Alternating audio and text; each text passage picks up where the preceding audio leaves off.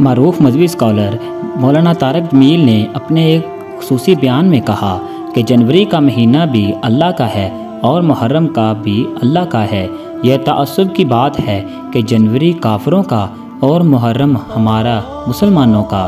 جنوری کا تعلق سورج کے ساتھ ہے اور محرم کا تعلق چاند کے ساتھ ہے۔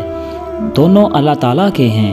ایک کیلنڈر کو اللہ تعالیٰ نے سورج کے ساتھ جوڑ دیا اور ایک کیلنڈر کو اللہ تعالیٰ نے چاند کے ساتھ جوڑ دیا۔ ہمیں چاند والا کیلنڈر دیا اور باقی دنیا کو سورج والا کیلنڈر دیا۔ اس کی حکمت مجھے اس وقت سمجھ آئی جب میں آج سے 5 سال پہلے ناروے، دنیا کے آخری کنارے پر پہنچا، جسے اینڈ آف دی ورلڈ کہتے ہیں۔ شمال میں زمین پر وہ دنیا کا آخری کنارہ ہے۔ اس کے اوپر جا کر پھر نارتھ کیپ بن جاتا ہے۔ جب میں وہاں پہنچا تو اس علاقے میں سورج کا کیلنڈر نکل جاتا ہے اور 2 مہینے سورج نہیں نکلتا اور 2 مہینے تک سورج ڈوبتا بھی نہیں۔ مولانا طارق جمیل نے کہا، ناروے سے 2 گھنٹے کی فلائٹ پر جا کر سورج کا کیلنڈر فیل ہو جاتا ہے۔ اوٹوا اس شہر کا شہر ہے اور وہاں سے کچھ 6 گھنٹے کا سفر ہے جہاں اللہ تعالیٰ نے مجھے پہنچایا۔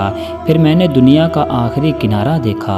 اللہ تعالیٰ کی بہت سی مخلوق دیکھی، لیکن جو مخلوق میں نے دیکھی اسے دیکھ کر مجھ پر اللہ کے خالق ہونے کی ایسی ہیبت طاری ہوئی جو میں کبھی نہیں بھلا سکتا۔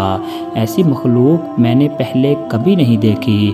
شاید اللہ کی ہیبت کا اندازہ میں لاکھوں کتابیں پڑھ کر بھی نہ کر سکتا۔ مولانا طارق جمیل نے کہا، میں نے ایک ہمالیہ پہاڑ کو دیکھا جس کی چوٹی ننگی تھی۔